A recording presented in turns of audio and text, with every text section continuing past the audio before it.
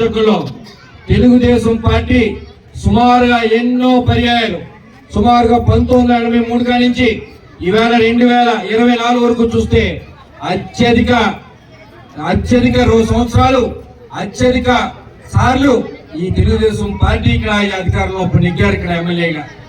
ఈవేళ ఈ రంపచోడవరం నియోజకవర్గంలో గతంలో చాలా మంది ఎమ్మెల్యేలు పనిచేశారు. ఈ ఎమ్మెల్యే అంతా అత్యధిక కరప్షన్ అవినీతి చేసే ఎమ్మెల్యే ఈ రంపచోడవరం చరిత్రలో ఎవరైనా ఉందా అంటే ఆమె ఈవేళ మొట్టమొదటి స్థానంలో ఉంటుంది. ఈ రంపచోడవరం నియోజకవర్గంలో కానీ ఈ రాష్ట్రంలో కానీ ఆమె మాట్లాడతారు. ప్రెస్ మీట్ పెడితే అనంతబాబు గురించి మాట్లాడతారు, మీటింగ్ పెడితే అనంతబాబు గురించి మాట్లాడతారు. అనంతబాబు గురించి మాట్లాడితే ఈవేళ ప్రజలు ఓట్లు పడవు. నువ్వేం చేసావు, ఏం చేస్తావు, ఏం చేయగలుగుతావు, ఈ ప్రాంతంలో ఉన్న కనీస సమస్యలు అవగాహన చేసుకో, తిరిగిపోతే తెలుసుకో, అవి పరిష్కరిస్తూ అడుగులు వేయి, ప్రజల మన్నన పొందు, ప్రజల నుంచి ప్రజా వ్యతిరేక కార్యక్రమాలకి దూరంగా ఉండు. ఈవేళ పదవి వచ్చింది, దండుకో పంచుకో అన్న స్థితిలో ఈవేళ ప్రజల సమస్యలు కానీ ప్రజల ఏమన్నా ఇక్కడ ఈ ప్రాంతంలో ఉన్న ఇబ్బందులు కానీ దారి కొదిరి ఈవేళ ఏ ఇష్టారాజ్యంగా చేసుకున్న పోతున్న పరిస్థితి మనం చూస్తా ఉన్నాం. ఈవేళ ఈ రంపచోడవరం యుగంలో చాలా మంది తెలుగుదేశం పార్టీ కార్యకర్తల నాయకులుగా ఉన్నారు. చాలా మంది నాయకులతో పోలిస్తే ఈమెకైతే చాలా చిన్న నాయకురాలు. ఈ నియోజకవర్గంలో తెలుగుదేశం పార్టీలో చూస్తే ఆమెకి ఆ పార్టీలో ఉన్న టికెట్ ఇచ్చింది, నెగ్గింది. ఈవేళ ఆమె వార్డు మెంబర్లు ఎక్కువ, సర్పంచ్ తక్కువ. ఈ రంపచోడవరం నియోజకవర్గంలో తెలుగుదేశం పార్టీ సర్పంచ్ ఉన్న కనీసం ఆధారం కూడా ఆమె లేదనే విషయాన్ని నేను చెప్పడం కాదు, నియోజకవర్గంలో పోతే ప్రజలు చెప్తారు.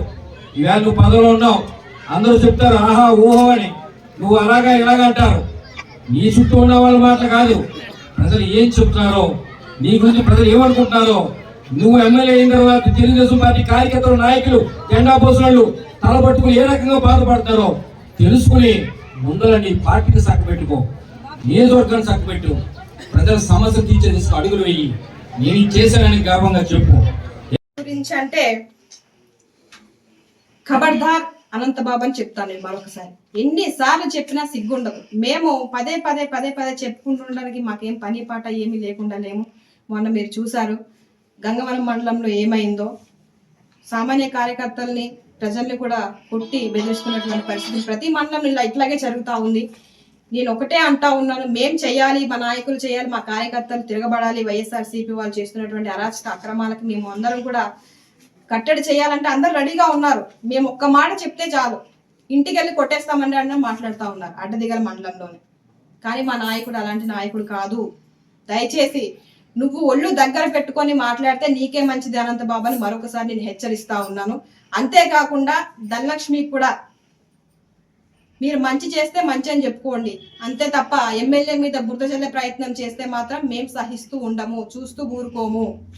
మేము ఒక గిరిజన మహిళము, ప్రజలకు ఏ విధంగా సర్వీస్ చేస్తా ఉన్నామో మాకు తెలుసు, ఏ విధంగా చట్టాలని మేము అమలు పరచుకోవాలో మాకు తెలుసు, గిరిజన యాక్ట్స్ కూడా మాకు తెలుసు. ఒకవేళ మా విధులకు కానీ మా హక్కులకు కానీ భంగం కల్పిస్తే ఏ విధంగా యాక్షన్ తీసుకోవాలో, నీ పైన ఎటువంటి ఫిర్యాదులు చేయాలో కూడా మాకు తెలుసు. ఇక్కడైనా బుద్ధి తెచ్చుకొని ఒళ్ళు దగ్గర పెట్టుకొని మాట్లాడితే నీకే మంచిదని తెలియజేస్తా ఉన్నాం.